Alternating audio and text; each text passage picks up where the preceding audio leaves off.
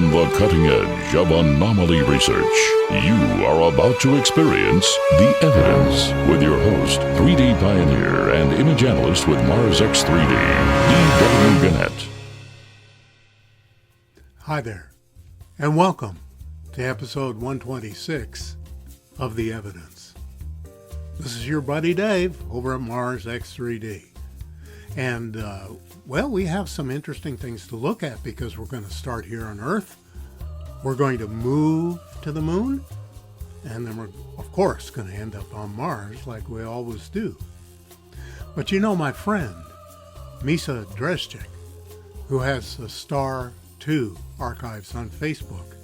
Some of you may recall that Facebook deleted his entire page, thousands of images that he had spent years collecting. They gave him no reason. He had no recourse. That's kind of discouraging.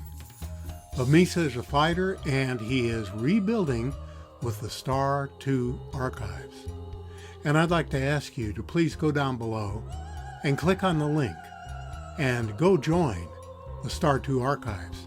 Not only because I'm asking, that'd be great if you did, but primarily because Misa does a wonderful job of gathering and presenting wonderful anomalies from all over the solar system, including here on Earth. So check it out. I also want to give a shout out to Richard Pettigrew, who bought the very last copy of Martian Archaeology. It is now officially a collector's item.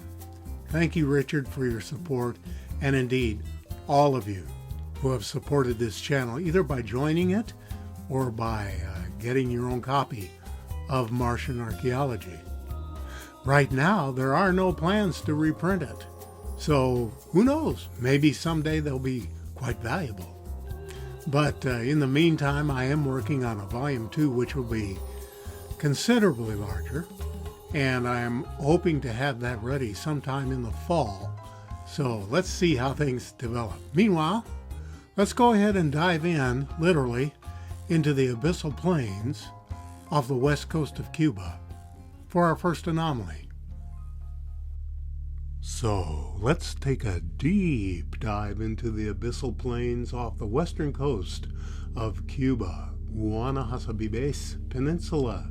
And these are sonar images that were first captured in 2001. They cover about 2 square kilometers at 2,500 feet deep. That's deep. Now, it was discovered by marine engineer Pauline Zalitsky and her husband, Paul Weinswig, and their company's Advanced Digital Communications. They were working on a contract for the Cuban government. Anyway, there's a marine geologist named Manuel Iturralde who estimated their age at 50,000 years. He says the structures are out of time and out of place. And so far, no expeditions are planned. Can you believe that? After 21 years, no one is interested in checking this out? That's the state of modern science in today's world. My friend, Misa Dreszczyk, was responsible for posting the information about the pyramid complex you just saw. And here is another offering from him. You need to check out his Star 2 archives on Facebook. Man, it's a great place, a great resource. He just got back up after Facebook deleted his entire archives. And so give him a little love. Head on over there. Give him some support. Anyway, this is an orbital view from Apollo 12. And this was taken, actually, as a film image. It was taken with a Hasselblad. So there's no digital funny stuff going on in here. And there are a few things we need to take a look at.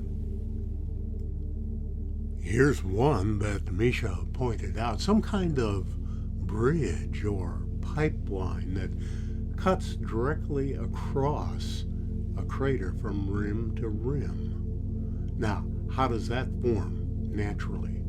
The moon is not supposed to be active in any erosional sense other than micrometeorites. So how does a bridge form crossing an impact crater? Well, we don't know, but there it is. Now, bear in mind, too, this is from orbit. And, of course, we're zoomed in a good bit. But this is a huge structure. As I poked around in this image, I found a couple of other things that I wanted to share with you. And I'll let you look at this for just a moment to see if your eyes can pick out some of the things that I see. Many of you have already seen the right angles and the squares and the walls that appear to be buildings or foundations over here on the left. But there's a lot more in this image. Here, the yellow arrow is pointing out a perfectly hexagonal crater, a six-sided crater. Now, that doesn't happen naturally, and of course we have found a great many six-sided craters, not only on the moon, but also on Mars. And then we have these other squares and right angles and walls in the side of the square here. But did you notice that little arrow? It's pointing right at a tower, a white tower that's on a square base. Now, the 3D is a little bit wonky on this one because of the orbit and the angle at which the image was taken, but I'll let you look at this one for a moment or two as well and see what you pick out.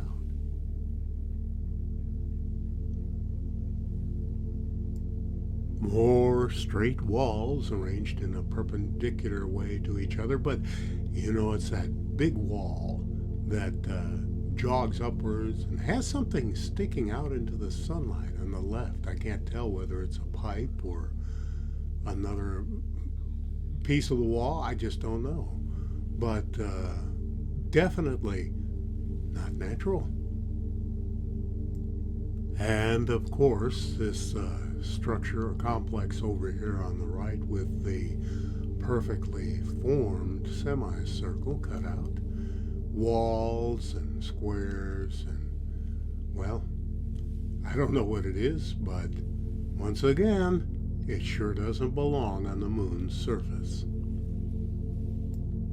And here's a little eye candy from researcher Rami Bar-Ilan. And, you know, that looks so much like a hairdryer, or maybe a vent, an air conditioning vent in a car.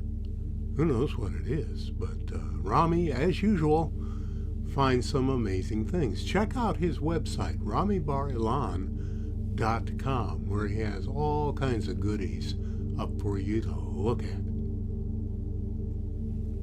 Researcher Chokri Yaish pointed this one out just the other day. Something down from Percy, sitting over there inside the yellow square. As we get closer, we can see what looks like a capsule or a casket or, well, container maybe of some kind, maybe 6 to 8 feet long and rounded on the right side with a perfect circle in the top center. And it looks like it's nestled within something, coming up on the right side, and then that nice square part grabbing it on the left with those parallel horizontal lines. Who knows what this is, but let's take a little bit of a closer look. You know, it's hard to tell whether that white spot next to the hole is a glint of sunlight off of a highly polished surface, or just a white dot, a different rock or stone or portion or mineral, whatever it might be. This is a very strange one, and kudos to Chokri for pointing this one out. Curiosity 844 is a classic, and this new GMAC by Neil Spence renders it in better detail than I think I've seen it before. Our area of interest is way off there on the horizon, But let's start off with something down on the right that's just out of frame. Now, always bear in mind, you can go to the link down below, and you can see all of these things marked clearly. I'm calling this one the J block and trying to figure out how this could erode naturally. It seems very strange, and if you look in the shadows of that particular stone, you can see what appear to be vents, 3 of them. So I don't know what to think about this. Is this an oogie, an object of geological interest, or a carved artifact? I think we'll have to stay with oogie for now. Here's our area of interest, you'll recall from the context view, way off on the skyline. And I want to underscore the fact that this entire pan is absolutely loaded with structural debris and artifacts. But I didn't want to get lost in the weeds, so we're just going to focus on 2 for now.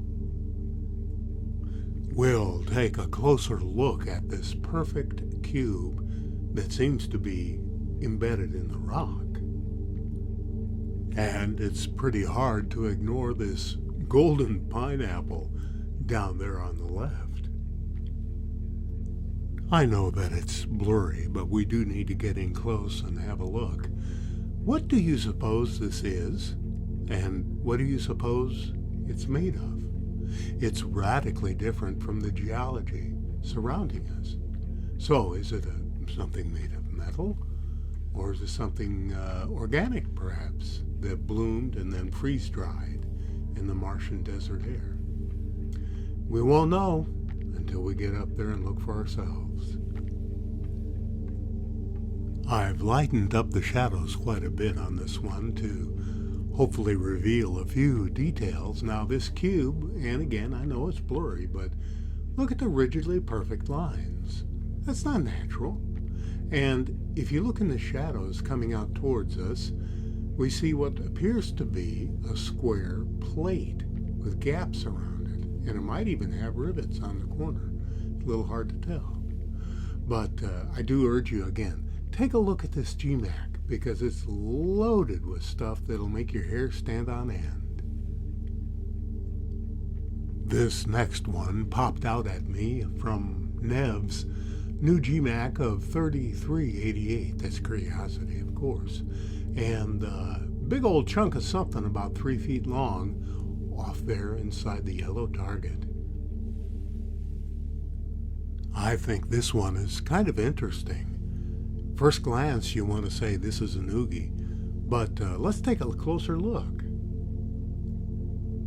We have these 2 identically sized balls on top. The arrow's pointing right at it, and the one further from us appears to have a flat side on facing us and with regular depressions going around the circumference.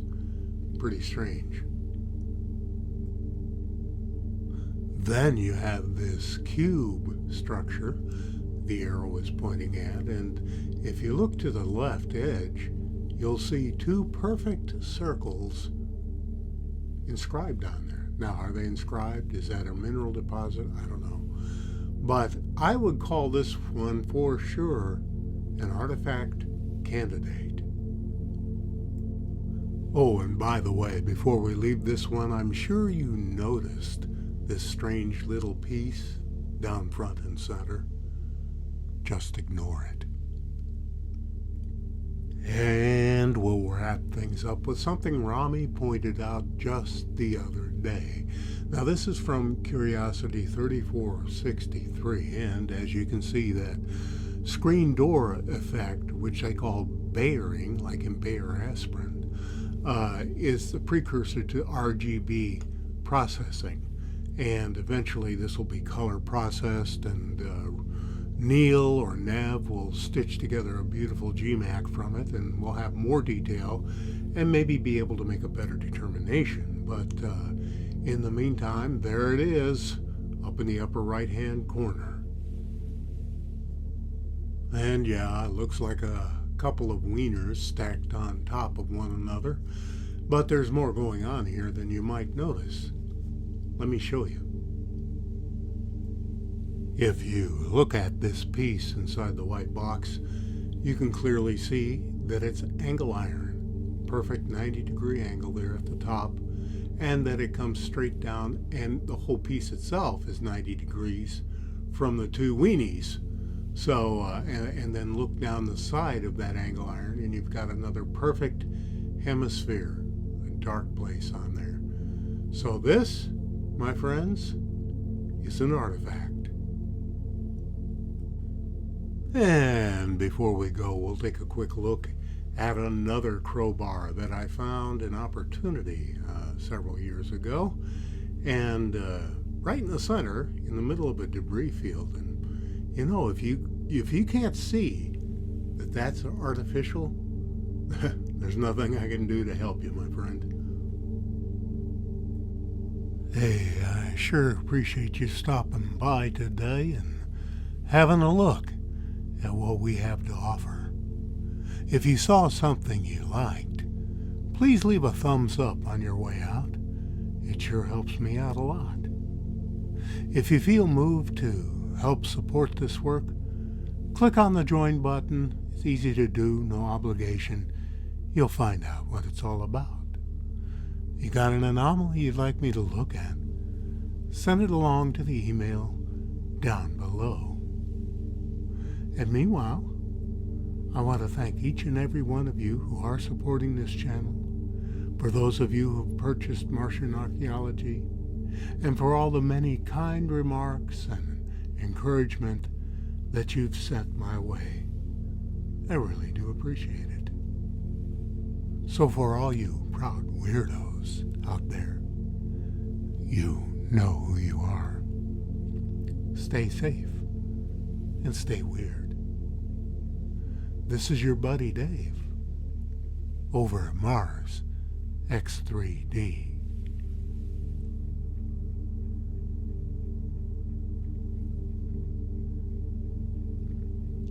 Be well.